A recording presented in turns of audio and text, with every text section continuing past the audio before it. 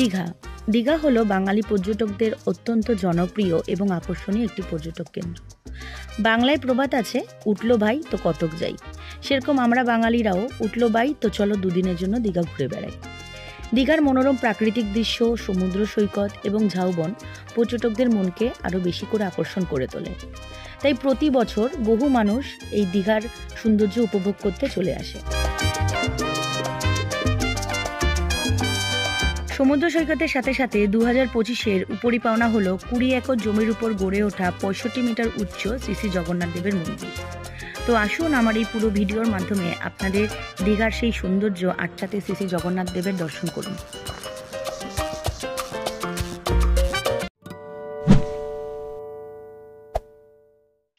Good morning. এখন বাজে ঘড়িতে 6:10। অনেকটা লেট হয়ে গেল। টার্গেট করেছিলাম 5:30টার সময় বেরোনো, কিন্তু 29 জন এক জায়গায় একটা পয়েন্টে আসতে একটু সময় লাগে, তাই একটু সময়টা বেশি লেগে গেল। এক এক করে কিন্তু সবাই চলে এসছে। ফাইনালি সব রেডি হয়ে গেছে। এখন বাজে 6:20, 6:21 হলো। আমি যাচ্ছি বিরাটি থেকে দীঘা 190 কিলোমিটার, আর ডানলপ থেকে দীঘা কিন্তু 182 কিলোমিটার। সময় নেবে প্রায় কম বেশি 4 ঘন্টার মতন। ডিপেন্ড করছে কোলাঘাটে আমরা কতক্ষণ ওয়েট করবো তার উপরে। নর্মালি 4 থেকে 4.5 ঘন্টা লাগবে। তবে চলুন আবার যেতে যেতে কথা হচ্ছে।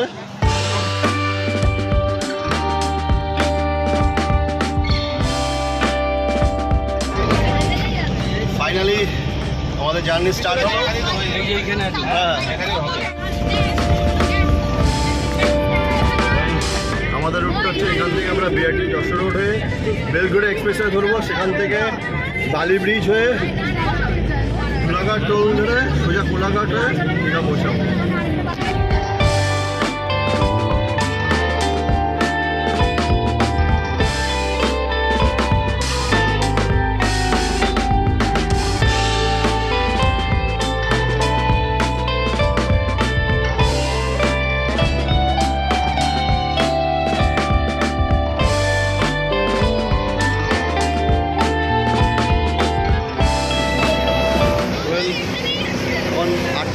হলো কোলাঘাটে এসে পৌঁছালাম, আর কোলাঘাটে এখানে আমরা এখন ব্রেকফাস্ট করবো।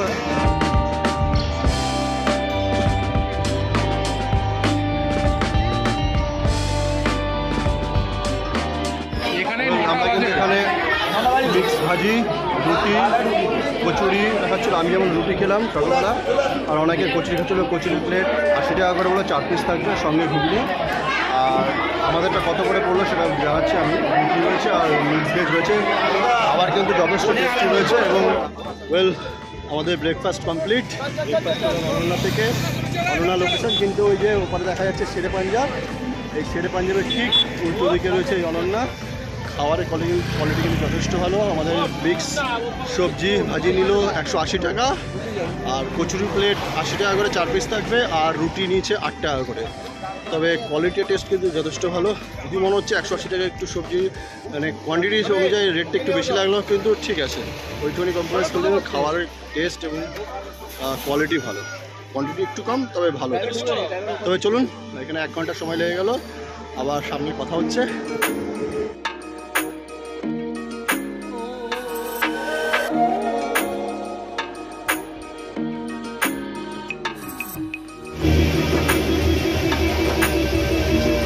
চালখোলা মোড়, এই রাস্তাটা বাদিকে চলে গেছে।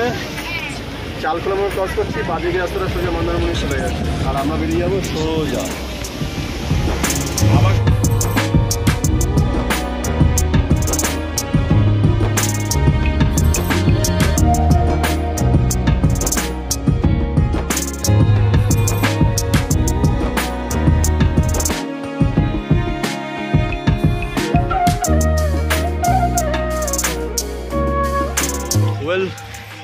ফাইনালি 200 কিলোমিটার কভার করে আমরা দীঘা এসে পৌঁছালাম, আর এই আমাদের হোটেল আফানি। তবে চলুন চেক ইন ফর্মালিটিসটা কমপ্লিট করি, তারপর আবার কথা হচ্ছে। এই হোটেলে খুব একটা ভালো অভিজ্ঞতা হয়নি আমাদের, তাই আমি এই হোটেলটাকে আপনাদের রেকমেন্ড করছি না।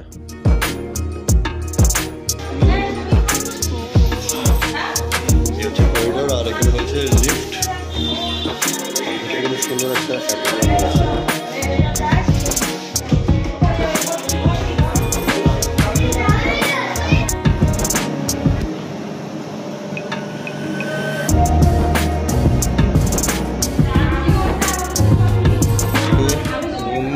ঢুকেই ফার্স্ট অ্যাপিয়ারেন্সটা এরকম। রুমে ঢুকে ডান দিকে রয়েছে সুইচ বোর্ড, রয়েছে একটা বড় এলইডি টিভি, ছোট্ট দুটো সোফা চেয়ার, সেন্টার টেবিল, রয়েছে একটা কিং সাইজ বেড, রয়েছে বেড সাইড টেবিল দুটো, রয়েছে ইন্টারকম টেলিফোন, এখানে রয়েছে ব্ল্যাক পয়েন্ট, ওপাশেও রয়েছে ব্ল্যাক পয়েন্ট, রয়েছে এসি, রয়েছে একটা সিলিং ফ্যান। রুমের বাঁদিকে রয়েছে এরকম একটা ওয়ার্ড্রপ, ওয়ার্ড্রপে দুটো হ্যাঙ্গার, তার পাশে রয়েছে একটা ছোট্ট মিরর, আর হচ্ছে ওয়াশরুম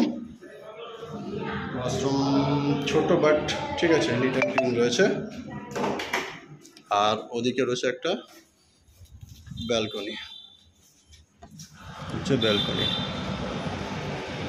সমুদ্রটা এইদিকে। এই হলো ওভারঅল রুমের রিভিউ। Well average.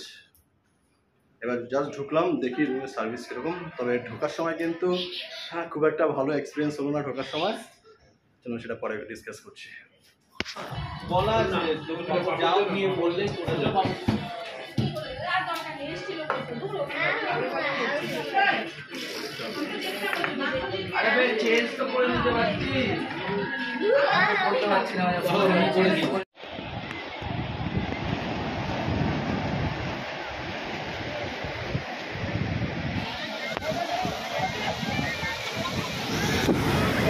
আমরা এখন নিউ দীঘাতে আছি। নিউ দীঘায় এসে ঢেউসাগর পার্ক, আর তার পাশে এই বিচ, মানে দুর্ধর্ষ। বুঝের একটু রোদ রয়েছে, এই জায়গাটা ছাওয়া রয়েছে, আর এখন ঝড় থাকাতে পুরো মানে পাড়ে এসে ঢেউ বাড়ি থাকছে, দুর্ধর্ষ লাগে জানি।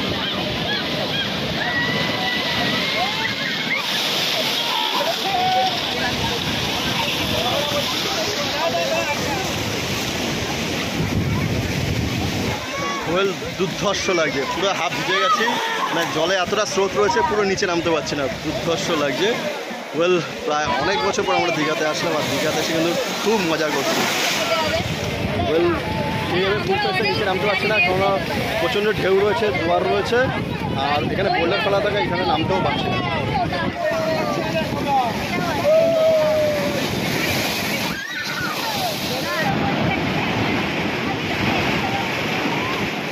প্রায় 1 ঘন্টার উপর সমুদ্র স্নান করলাম, মানে নিচে নামতে পারিনি, বিচে বসে ঢেউ খাচ্ছিলাম। এখন 6টা বাজে, এবার হোটেলে গিয়ে ওয়েল বিচ থেকে এসে ফ্রেশ হয়ে গেছি। এখন ঘড়িতে 7টা বাজে, এখন একটু বেরোবো, দেখি ইচ্ছা আছে একবার জগন্নাথ মন্দির হয়ে তারপর ওল্ড দীঘাতে যাওয়ার। তবে চলুন, এখন প্রায় 11:15 বাজে, আমরা এখন ডিনার করতে যাচ্ছি। ওয়েল দুজন যেতে পারছে না, বাচ্চার সঙ্গে রয়েছে বলে আমরা বাইরে ডিনার করবো। এখানে খাবারটা সেরকম একটা পছন্দ হয়নি।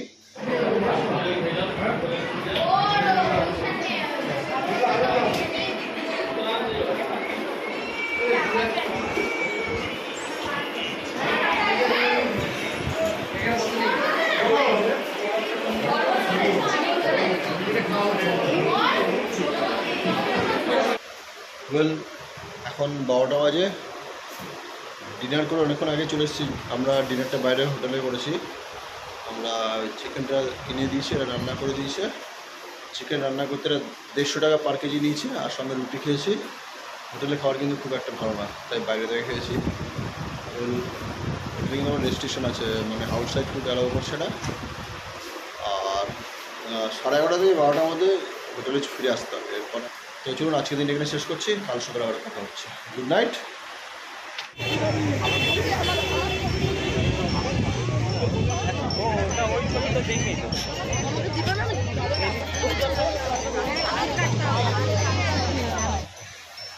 Good morning.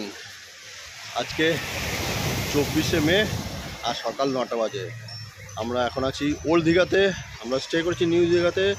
ঘুম থেকে উঠে সকালবেলা চলে এসেছি ওল্ড দীঘাতে, এখানেই চা খেলাম, এবং সঙ্গে ব্রেকফাস্ট করবো। আর এই সকাল এখন 9টা বাজে, এখন কিন্তু পুরো ওল্ড দীঘা পুরো জমজমাট। মানে বলতে গেলে ওল্ড দীঘা সবসময় জমজমাট থাকে, আর জল কিন্তু যথেষ্ট কাছে রয়েছে এবং যথেষ্ট স্রোত রয়েছে জলের মধ্যে। ওয়েল চলুন এখন ব্রেকফাস্ট করবো।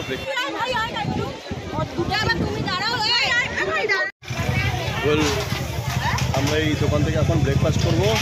6 পিস কচুরি না লুচি, ছোটো ছোটো লুচি 30 টাকা করে। তাই ঢোকার সময় ঢুকেই দোকানে রয়েছে মোমো প্লাজা। ভিড় যখন ভালো হবে খেয়ে জানাচ্ছি।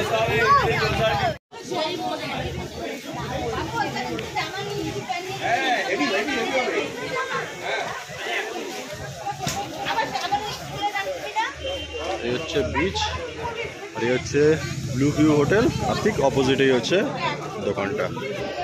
ওর দিকে থেকে চলে এসেছি, এখন প্রায় 11টা বাজে। আমরা এখন সুইমিং পুলে নামবো। এখানে সুইমিং পুলের টাইম রয়েছে সকাল 11টা থেকে 3টে পর্যন্ত, আবার 6টা থেকে 9টা পর্যন্ত।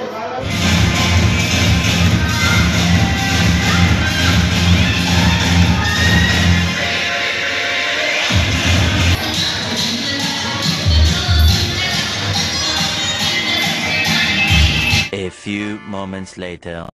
বৃষ্টি কিন্তু এখনো পড়ছে, সে অনেকক্ষণ আগে বৃষ্টি নেমেছে। আজই উইকেন্ড, কিন্তু দীঘাতে মুষলধারে বৃষ্টি হচ্ছে, একদম জমে ক্ষীর, মানে সমুদ্রে আসছে এরকম ঝরঝরে বৃষ্টি পড়ছে। আর সেই ব্যাপারটা তো পুরো অন্যরকম এক্সাইটমেন্ট। বলে আমরা এখন উদয়পুর যাচ্ছি, এখন ঘড়িতে 1টা বাজে। আমরা উদয়পুরে গিয়ে লাঞ্চ করবো, এখনও লাঞ্চ হয়নি। সকালে যেমন দেখলেন ওল্ড দীঘা গেছিলাম, ওল্ড দীঘা থেকে এসে পুলে এনজয় করলাম। এনজয় করে এখন আমরা উদয়পুর যাচ্ছি। আর উদয়পুরে ভাইবটাই আলাদা, যদি এরকম বৃষ্টি থাকে কন্টিনিউ তাহলে তো জমে ক্ষীর একদম। বল যারা আজ এই উইকেন্ডে দীঘাতে এসছে তাদের জন্য একদম মানে কী বলবো, সোনায় সোহাগা যাকে বলে। তো চলুন আমরা এখন উদয়পুর যাবো, আর উদয়পুরে কী করছে সব কিছু আপনাদের সঙ্গে শেয়ার করবো, সঙ্গে থাকবো।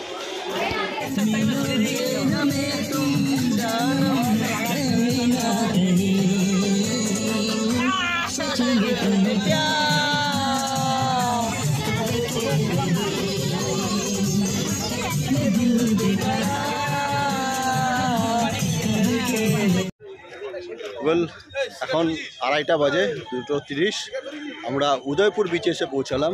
ওয়েল উদয়পুর বিচে কিন্তু ভাইবসটাই আলাদা। আমি এর আগে এসেছিলাম কিন্তু এত গাড়ি পার্কিংয়ে ছিল না, এখন যতটা গাড়ি পার্কিংয়ে দেখতে পাচ্ছি। এই পাশে একটা পার্কিং রয়েছে, ও পাশে একটা পার্কিং রয়েছে, আর পার্কিং কিন্তু প্রচণ্ড মানে প্যাকড আপ পার্কিং রয়েছে। মানে বুঝতে পারছেন কতটা ট্যুরিস্ট এখানে আসা।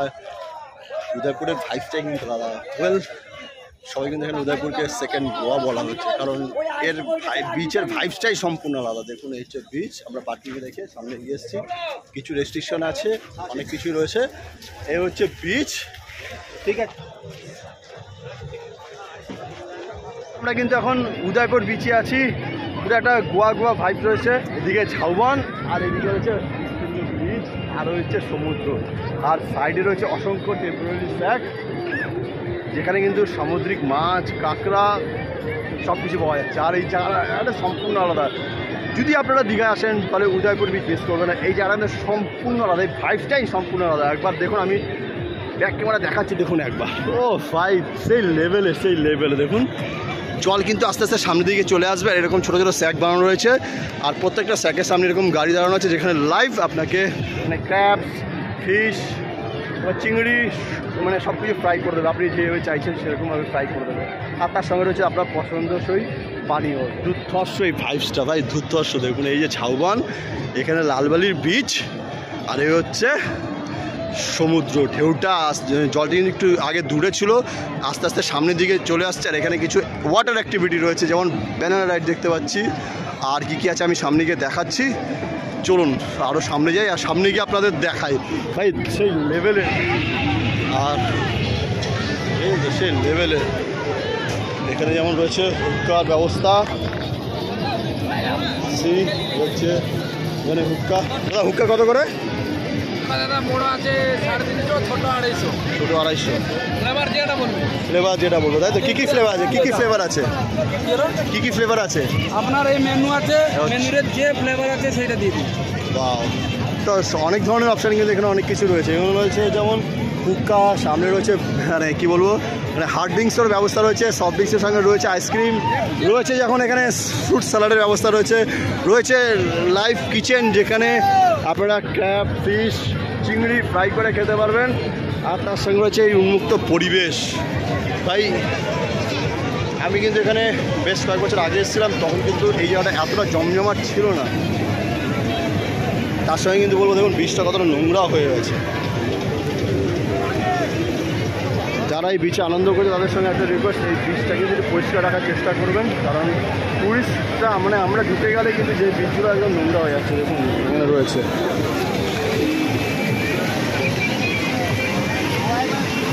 এই হচ্ছে বিচ। ও ভাই দাদা, ব্যানার রাইডসে কি প্যাকেজ আছে? 300 পার পার্সন। একটা রাইডে কজন থাকতে পারবে? 7 জনের ক্যাপাসিটি। 7 জনের ক্যাপাসিটি। কতক্ষণ যাবে? ভিতরে গিয়ে পাল্টি হবে। পাল্টি হবে? পাল্টি আপনার স্নান করবেন, স্নান করে ফ্লোর হয়ে থাকবেন, জলের মধ্যে ঢুকবেন না, ঠিক আছে? স্নান করে আমার গাইড থাকবে সাথে, গাইড যদি বলেন যে না আমাকে তুলে নাও, গাইড তুলে নেবে, এসে আবার সাইডে এতটা জলে একটা পাল্টি হবে, দুটো পাল্টি হবে। ও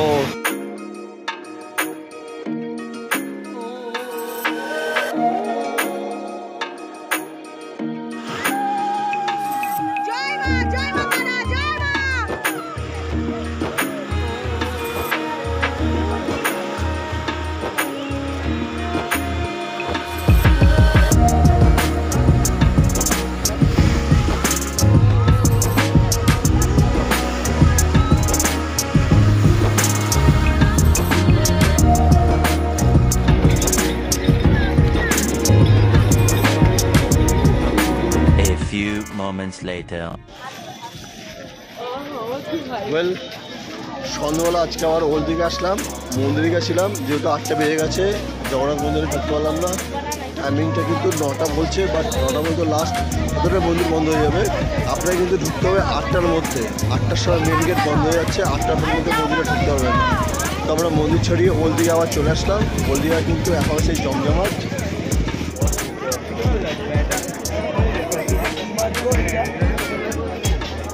পমপ্লেট কত দিদি? পমপ্লেট কত করে?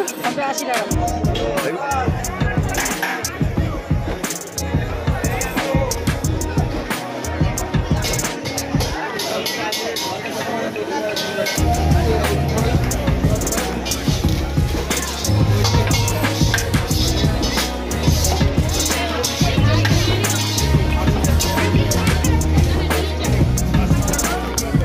এই 450 বিরিয়ানি 80 টাকা, যেটা আনলিমিটেড। চিকেন 1 পিস থাকবে আর আলু 1 পিস থাকবে, সঙ্গে রাইসটা আনলিমিটেড থাকবে। এখন বাজে ঘড়িতে 9টা 15। স্টিল এখন লোকের একটা হাঁড়ি কাটছে। এখানে সারাদিনে কটা হাঁড়ি কাটে? 80 টাকায় পেট ভর্তি করে এখানে বিরিয়ানি খাওয়া যাবে।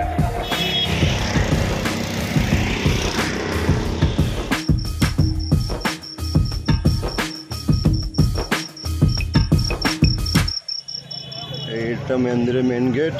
তবে পুজোতে ব্যবস্থা কিন্তু এখানে কোনো 6 নম্বর গেট ওদিকে না, এটা পুজোর গেট। আপনার বললাম তো মন্দির 6 নম্বর গেটে পুজো হয়, সেখানে যাবো।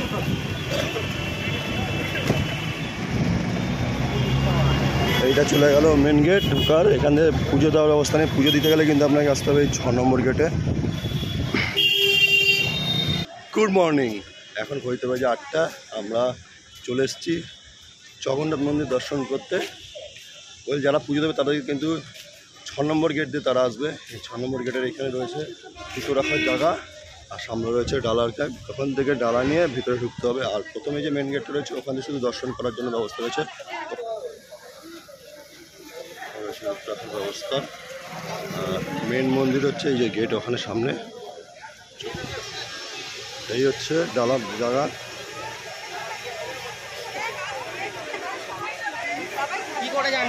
আচ্ছা, ডালার জায়গা।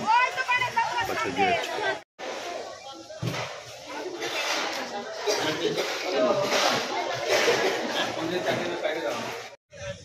এই হচ্ছে চেক পয়েন্ট। এখানে ডালা নিয়ে এই হচ্ছে মন্দিরে ঢোকার গেট।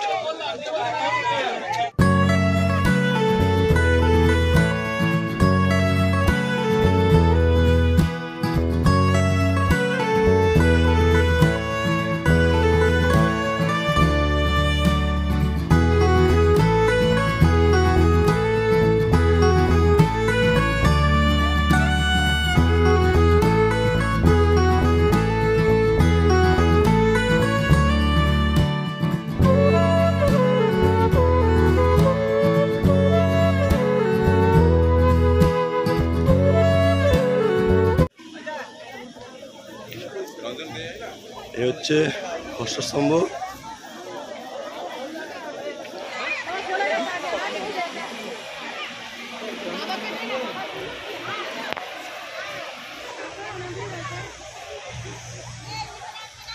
সুন্দর এই জায়গাটা। মন্দিরের প্রথম গেট ক্রস করে আসলেই কিন্তু দুপাশে রয়েছে এরকম পদ্মপুকুর, সুন্দর এল শেপে পদ্মপুকুরটা রয়েছে। আর ওখানে দেখা যাচ্ছে ওটা বাতি স্তম্ভগুলো দুর্ধর্ষ লাগছে। টোটালটাই কিন্তু লাল পাথরের তৈরি করা। দেখুন হচ্ছে আর একটা গেট, এরকম 4খানা গেট ক্রস করার পরে কিন্তু মূল মন্দিরে পৌঁছাবো গিয়ে আমরা।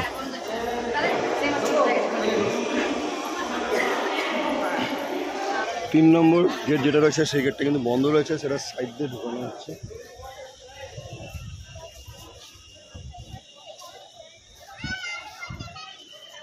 হচ্ছে সাইড দিয়ে নিয়ে যাওয়া হচ্ছে।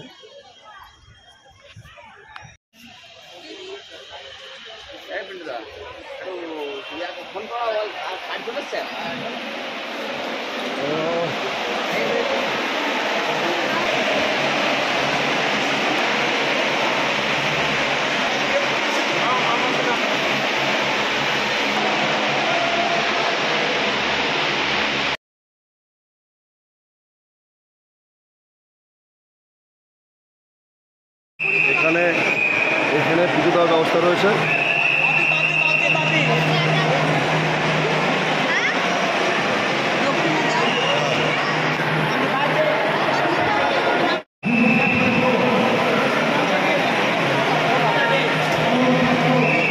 টালানা হচ্ছে, এখানে গিয়ে জমানো হচ্ছে, পরে একবারে নিয়ে পুজো দিয়ে ওখানে নাম ডেকে দেওয়া হচ্ছে। আর আমরা এখানে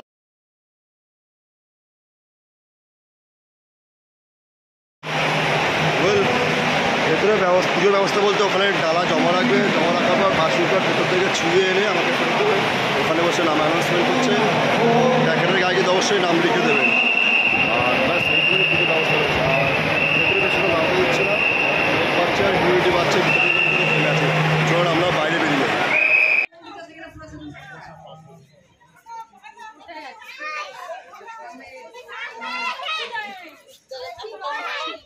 মন্দির চত্বর থেকে বেরিয়ে যাচ্ছি, মানে যেই রাস্তায় ঢুকবেন সেটাই বেরোনোর রাস্তা রয়েছে। তবে মোটামুটি 10-15 মিনিট লাগবে পুরো মন্দিরটা কভার করতে। লোক রয়েছে অনেক, কিন্তু সেরকম অসুবিধা হলো না, মানে দুর্ধর্ষ লাগলো মন্দিরটা। পুরোটাই কিন্তু রাজস্থানে লাল বেলে পাথর দিয়ে তৈরি করা হয়েছে। মন্দিরটা দুর্ধর্ষ লাগছে। বলা যেতেই পারে দীঘার সমুদ্রের সাথে সাথে নতুন আর একটা আকর্ষণ তৈরি হলো, যাকে কেন্দ্র করে দীঘা ট্যুরিজম আরও ডেভেলপ করবে।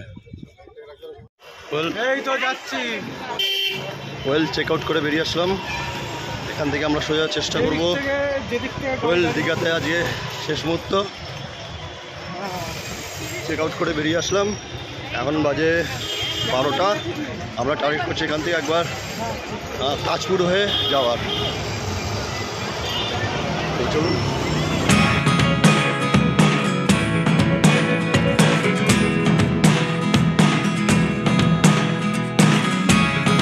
Never really know what's going on. Look at me sometimes like all you want to do is run. Hear me out, hear me out. আমরা দীঘা ছেড়ে তাজপুরে আসলাম, কিছুটা সময় তাজপুরে কাটাবো, তারপর ফিরবো বাড়িতে। তাজপুরের বিচ কিন্তু বিশাল বড় বিচ, জলটা অনেকটা দূরে রয়েছে, যেহেতু ভাড়া চলছে জল অনেকটা দূরে রয়েছে। আর এখানেও কিন্তু অনেক লোকজন। But if you don't wanna tell me now, I guess I'll never know. Losing almost all my energy. It's getting hard to talk to you, and I'm the only one who's সমুদ্রে জলটা অনেকটা দূরে রয়েছে, otherwise কিন্তু সে একটা vice, একটা গোয়ার vice পাচ্ছে এই জায়গায় এই স্যাকগুলো দেখে। তো এইখানে জল চলে আসে, বালি পুরো ভেজা, বাইরে হচ্ছে ইয়াটা জল চলে আসে, সে একটা গোয়ার ভাইস পাচ্ছে। এটা কি লাল cap?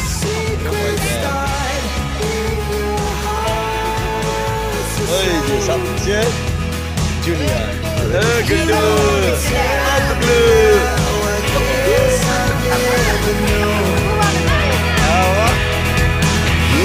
go. Turning all the wrongs into right. নিচে বসেই লাঞ্চ করলাম। Das hotel and restaurant. Das আর দীপক দাস। খাওয়া দাওয়া ভালো এবং রিজনেবল, একটু বার্গেনিং হয় কিন্তু এটা একদম ঠিক আছে। ওই মেনু কার্ড থেকে রেট দেখে পালিয়ে যাবেন না, কথা বলবেন সব কিছু হয়ে যাবে ঠিক আছে। খাওয়াটা কিন্তু যথেষ্ট টেস্টি। ভালো ওই উঠে 4-5টা স্যাকের পরে এই স্যাকটা পড়ছে। তবে আমরা এখন ঢুকেছিলাম, জলটা অনেকটা দূরে ছিল, এখন আস্তে আস্তে অনেকটা কাছে চলে এসছে। চলুন আবার পরে কথা হবে।